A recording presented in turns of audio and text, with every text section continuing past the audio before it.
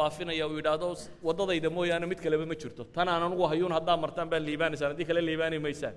ka jihaadiya uu yidhaahdo taan anugu hayuun haddaa martaan unbaa liibaanaysaan wixiina kale liibaani maysaan ka siyaasiga yidhaahdo anigu taan wado unbaa lagu liibaanaa tu kale lagu liibaana waxba kama jiraan waxaa wax ka jiraan waar khayrka duruqdiisu waa badantay sunnada nebi maxamedna waa ballaarantay calayhi salaatu wasalaam xadiidkani markaa wuxuu inoo caddaynayaa sanaa'ic ilmacruuf dadka loo sameeyo inay tahay wasiilo lagu hanto xadiidkani waxyaabaha kale aynu ka faa'iidayna waxaa ka mid ah taariikhda bashariyadu inay weligeedba soo lahayd duul kibro oo qooqo oo dadka guba ee inaanay maanta bilaabmin taariikhda basharigu siraaca kani inuu mid qadiimayo hore uga soo jiray oo mar kastaba nin kibray iyo mid qooqay qur-aanku uu ka warramay iyo axaadiista nebigu calayhi salaatu wasalaam waxaa kaloo aynu qisada tan ka fahmaynaa qofka bini aadamka ahi haddii xorriyad uu helo oo khayrka iyo sharka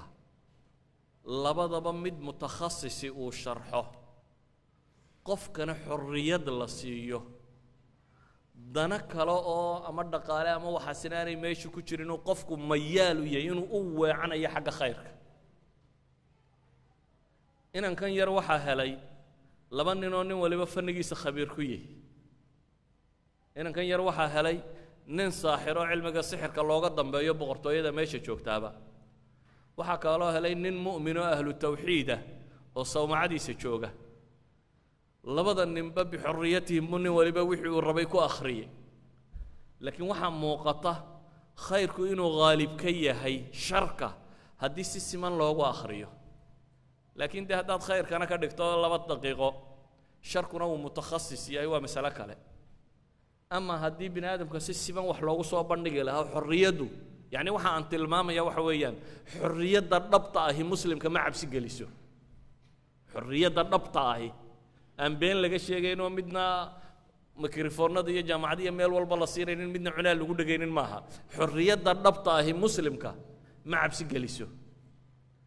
sida awgeed baa ilaahay qur-aanka wuxuu ku tilmaamayaa walaqad khalaqna alinsaana fii axsani taqwiim adigu ha shakiinoo hayso odhanin sharkii baa soo afuufay anigu maxaan garanayaa waar khayrka haddaad ku afuufto isaga ka xoog badan ilaahay qur-aan badan buu wuxuu ku tilmaamayaa baatilka oo caynka ahaa in xaqa lagu dhufto fayadmagu faidaa huwa zaahiq qisada tani markaa waxay noo tilmaamaysaa inan yaroo si siman loogu akhriyey oo khayrka raacay waxaa kaloo qisada tani inoo tilmaamaysa guusha dhabta ah inaanay ahayn un guusha waa ka mid in gaalka ilaahay kaa jebiyo aad gacantaada kaga guulaysato laakiin guulaha dhabta ah waxaa ka mid ah qofku inuu naftiisa iyo shaytaan ka guulaystaa ka mid ah guusha ugu weyni marka koowaad waa taa nafta adiga kugu jirta ina nafsa la amaaratun bisuu iyo shaytaan inaad ka guulaysato taa macnaheedu waa maxay maladaat alxayaa aakhiriya adduun inaanay kuu sinmin inaad guulaysato ah aakhira inay agtaada kaga weyn tahay adduunka oo dhan aakhira inay agtaada kaga weyn tahay maxay adduun oo dhan kooxda tani boqorka iyo wuxuu haystay iyo nolosha adduunka waxay ka door bideen ghulaamkii iyo raahibkii iyo ninkii boqorka la fadhiyey iyo bulshadii weynayd ee iimaanka laga helayba inay dhintaan oo iimaanku u badbaadaabay ka door bideen idan intasaruu calaa anfusihim bay yidhaahdaan waa intisaaru ruuxi cala almaadda waa nooc min alintisaar bay yidhahdaan waa guul guulaha ka mid ah laakiin dadka inta badan guusha maadiga unay u muuqataa waa guul weyn inaad naftaada iyo shaydaanka xorowdo inaad ilaahay dhankiisa u banbaxdid inaad iimaan ku dhimatid waa guul idan waxaa layna barayaa qisada tani waxyaaba ayna baraysa ka mid ah guushu inaanay ahayn inaad ciidan jabiso guushu inay ka mid tahay inaad naftaada iyo shaydaan ka xorowday oo haddee janno hesho naarna ka badbaado qisada tani waxayna baraysaa qofka mu'minka dhabta ahi inta uu dadka hanuunkooda iyo iimaankooda iyo hidaayadooda ilaalinaya inay ka badan tahay inta uu naftiisa nabadgelyadeeda qura ilaalinayo wiilka yari waxaa dhacday in buur la saaray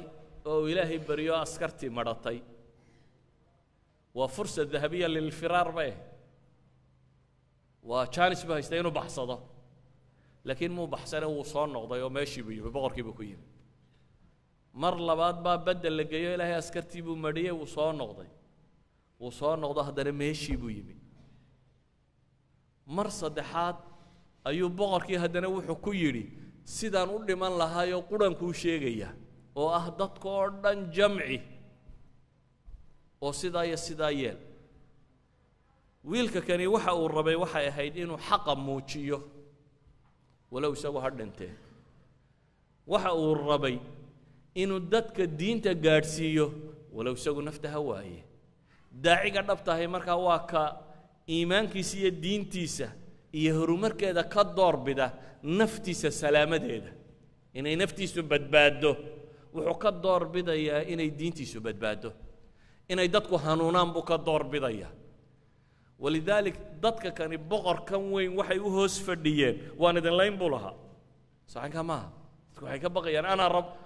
miyaan anigu rabbigiin ahayn buu lahaa ninkii indhuhu u baxeen wuxuu ku yidhi awalaka rabbun hayri ma rabbi aan aniga ahayn laakiin dadka wuxuu rabay inuu tusiyo inaanu ninkani rabbi ahayn wuxuu kaloo rabay saaxo ummadiba taagan tahay inuu caddeeyo boqorku inaanu rabbi ahayne ghulaamka rabbigiisu inuu yahay rabbiga xaqa ah boqorkuna uu tanaasulo uu aqbalay si boqortooyadiisa ugu hadho inuu yidhaahdo bismi illaahi rabbi lghulaam waxaan cuskaday magaca ilaahay rabbiga ghulaamka idan qisada tani waxay muujinaysaa daaciga xaqiiqigii inuu yahay ka agtiisa naftiisu rakhiis ku tahay marka loo eego mabaadi'da iyo wuxuu xambaarsan yahay oo ogol inuu isagu dhinto si mabda'iisu uu horumari karo waxay kaloo qisadani tilmaamaysaa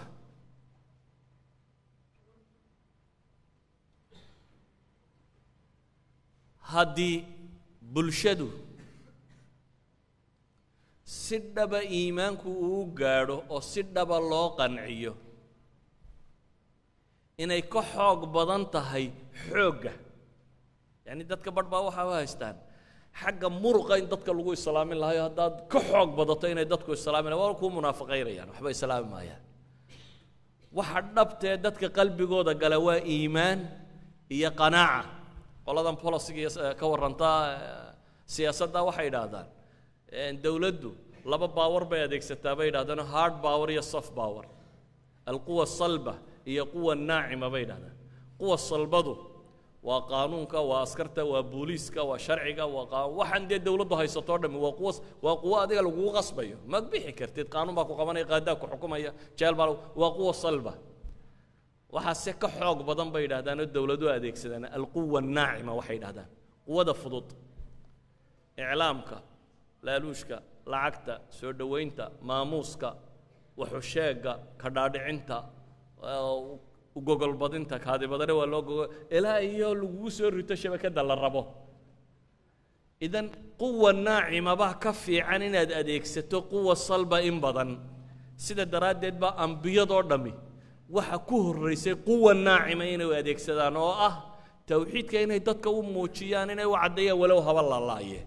qur-aanka imisaa ku qoran nebi la dilay wakaayin min nabiyin qutila macahu ama fariiqan taqtuluun fariiqan ilahay qur-aanka muxuu tilmaamay reer bani israa'iil nebiyada badha waa laysay badha waa yani intaasoo nabaa dhintay geeridu wax weyn maaha daacaa la dilay cid baa wax weyn maaha wax weyn waxa weeyaan mabda'ii rabbi aad rumaysnayd inuu faafi karo sida daraaddeed inuu qofku isku dayo bulshadu hadduu iimaanku galo dowladuhu ma qasbi karaan boqorku wuxuu is lahaa sharkaas isagu siduu u arkayay de intaanu soo faafin gunta ka jar marka wadaadka dil raahibka dil kii isaga ag fadhiyay dil wiilka yar dil balada dambe bas wiilkuna wuxuu rabay inaanay arrintu afartoodan iyo saddexdoodan ku koobnaanine ummadda in warku gaadho walow iyagu haba dhintaane ummadda si uu warku u gaadho xataa geeridoodana ha noqotay wuxuu yidhi dadka oo dhan soo jamci dabeetana sidaa iyo sidaa iyo sidaa yeel dadkii markii la soo jamciyey ay fikraddii gaadhay iyagoo dabka arkayay fikraddii qaateen iyagoo dabka arkaya iyo dabka in la geli karo idan باورka nin dawladda ama madax ama xukuumad ama waxaan haystaan power maaha haddii bulshada la gaadhsiin karo caqaa'id iyo mabaadi'da iyo waxaad rumaysan tahay waxa qisada kane oo tilmaamaysa geerida inaan laga cabsanin buu wiilkan yari anmuudaj u ahaa tusaale fikradduu rabay buu isagu u dhintay haddaad fikraddaada aaminsan tahay ay keensato inaad u dhimato markaasay dadku si dhaba u rumaynayaan haddaad sida adigu intaad dib isu dhigto dadka tiraahdo idinku ma dhinta idinku anigu waan qadiyo kale soo qabanaya waa adagtay in dadku u dhinto laakiin hadday kaa muuqato inaad adigu tahay anmuudajka tusaale good example haddaad adigu noqoto dadku fikradda waa aaminayaan wiilkani wuxuu aqbalay amaama annaas bulshadoo dhan oo taagan inuu isagu noqdo tusaale lagu dayan karo anaa tayda soo qoolay buu yidhi aniga ha lay dilo laakiin xaqaasaan wadaayo xaqa ha loo dhinto waxaan ku soo gabagabaynayaa ilaahi subxaanaه wa tacaala nebi maxamed wuxuu ku yidhi waima nuriyannaka bacd aladii naciduhum aw natawafayannaka failayna marjicuhum uma allahu shahiidun calaa maa yafcaluun haddaanu adiga ku tusinna baa ilahay yidhi waxaanu gaalada u yaboohnay waxa ka mid ah oo ah in iyaga la laayo adigu aad guulaysato ama inta aanad guulaysanin baa adigu aad dhimatid baa ilahay yidhi adigaanu ku dillo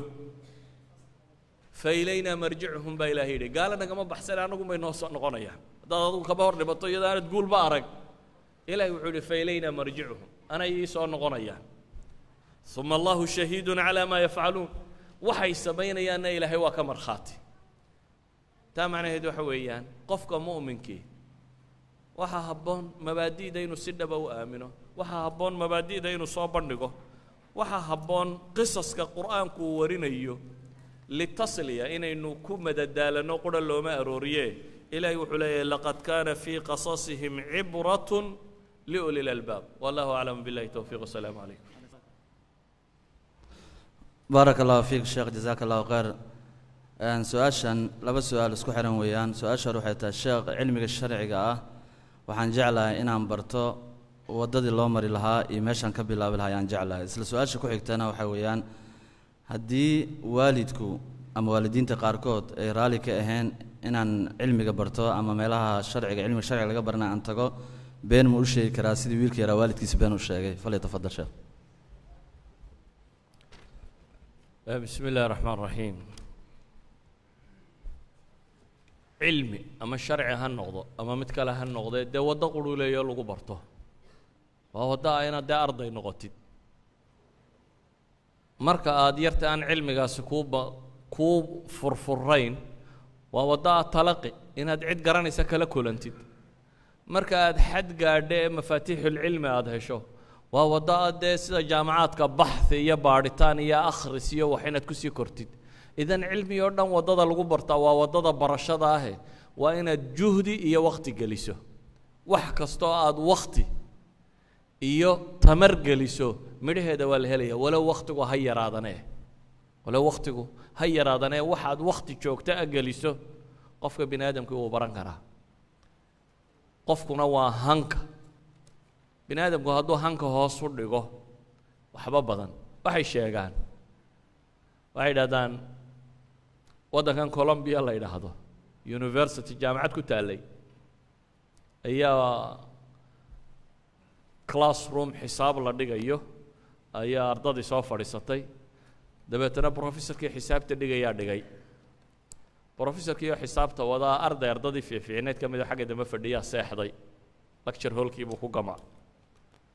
dabeetana mar dambe uu indhaa kala qaaday bay yidhaahdeen last minuteskii ugu dambeeyey professorku ka baxayaba subjectgii ayuu indhaa kala qaaday markaasuu wuxuu arkay professorkoo sabuuradda ku qoray laba mas'alo dabeetana wuxuu yidhi mala waa homeworkgii la isu diray labadan ka gaadhsii labadii buu qortay iska tegey gurigiisii markuu tegey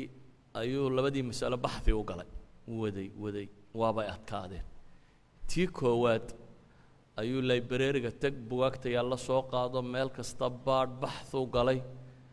4 beebar buu ku solf gareeyay baa la yidhi 4 waraaqood bay ka qaadatay hal xisaaba inuu solf gareeyo tii labaad wiig dhan buu la maqayay tii labaad intaanu gaadhin oo ayuu lecture-kii dambe la yimi dabeetana professorkii baa xiisadiisii iska galay